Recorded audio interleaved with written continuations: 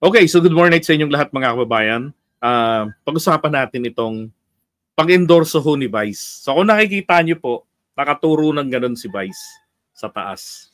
Okay, so hindi po si Abalos ang inendorso niya. Ako po. Ngayon ko lang napansin nakaturo ng ganun nakatapat. So inendorso na po niya si Ben-Hur Ben-Hur Abalos. Si Ben-Hur Abalos. Yan. Kaya ang tanong, ano bang magiging epekto nitong endorsement niya? 'Di ba?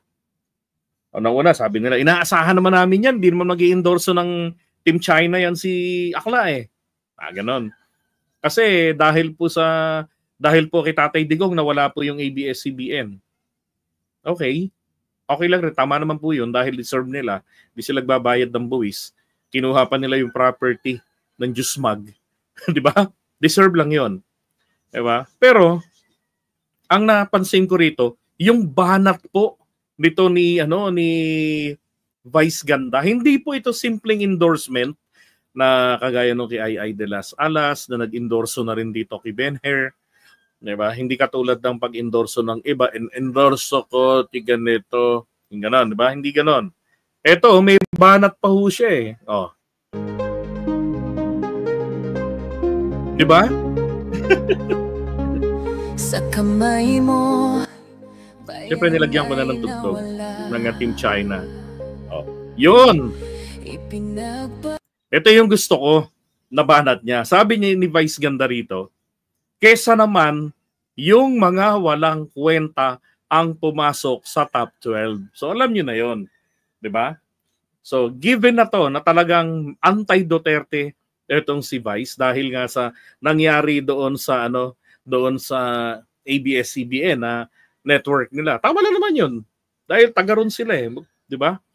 Pero naka-move on na sila. At lalo na nagsisiyaman kanya-kanya na nga sila ng buhay 'di ba?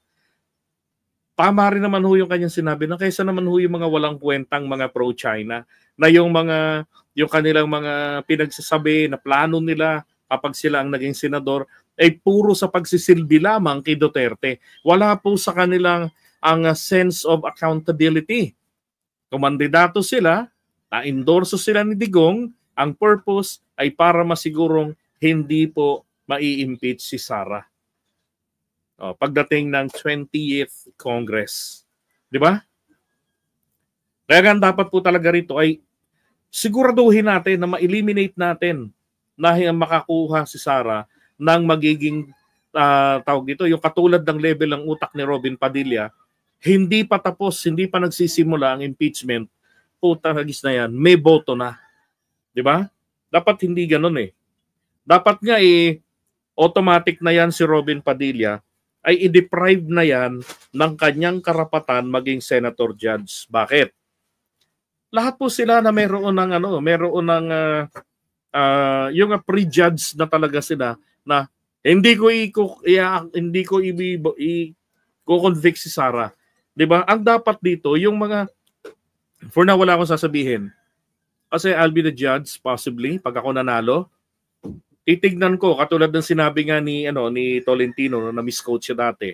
'Di ba? Nasabi niya hindi kasi sila, buti nga na interview namin sa HQ yun Hindi kasi sila abogado si Bongo at si Bato. Hindi kasi sila abogado. So hindi nila naiintindihan kung anong dapat na posisyon ng isang abogado.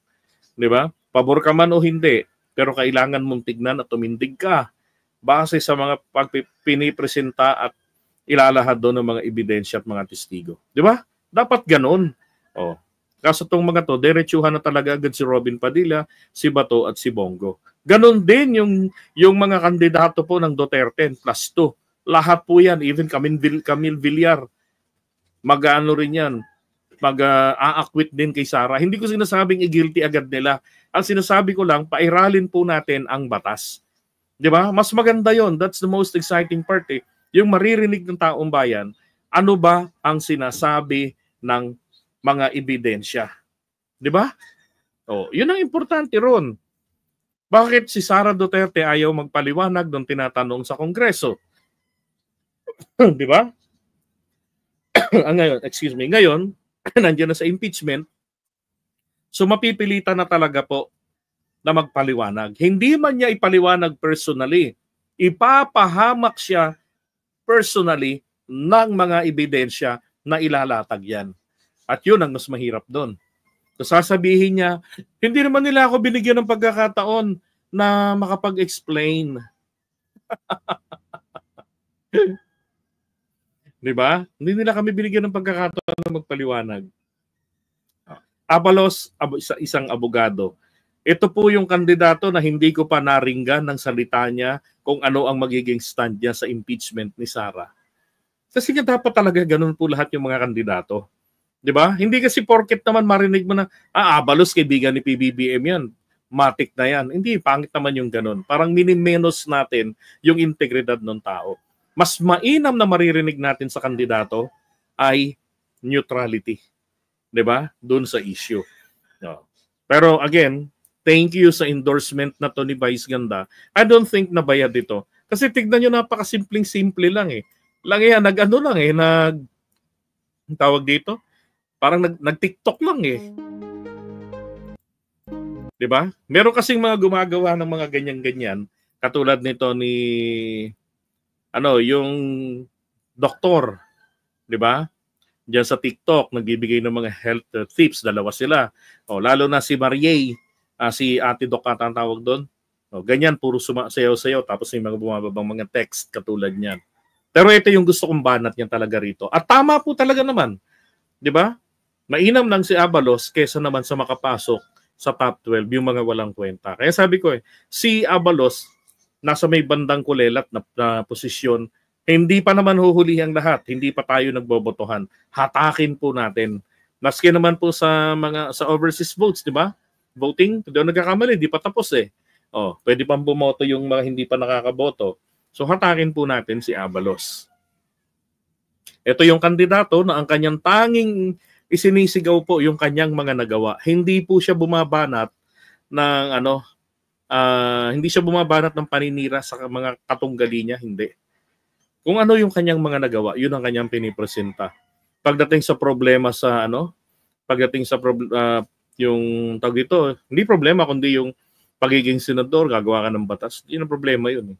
Galing na ng LGU siya, naging kongresista, di ba? Paggawa rin ng batas ang trabaho nila ron. So wala na tayong problema dito kay Abalos. Kailangan na lang talaga natin mabura sa isipan ng mga Pilipino, lalo ng supporters ng administrasyon, na si Abalos at saka si Tolentino, hindi po sila mga balimbing.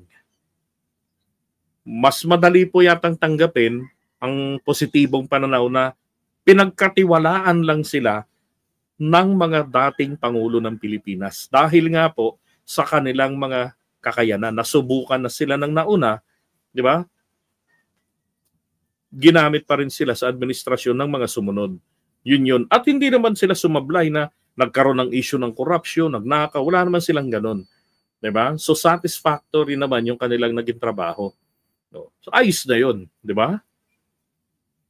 Okay, so iwan na muna natin to. And again, congratulations kay Abalos sa endorsement ni Vice. Si Vice kasi, isa ito, kung doon nagkakamali, isa ito sa mga inaabangan. Isa to sa mga ma-influensyang tao ngayon dito sa internet. Di ba? So, inaabangan yung kanilang mga endorsement. Nalala ko rin nga pala kasi, etong si OG Diaz, di ba? Ang kay OG Diaz, wala siyang pinangalanan. Ang kanya namang sinabi, ano ang sino-sino yung mga huwag iboboto? Sapul na sapul yung mga taga-kabilang kampo eh. 'Di ba?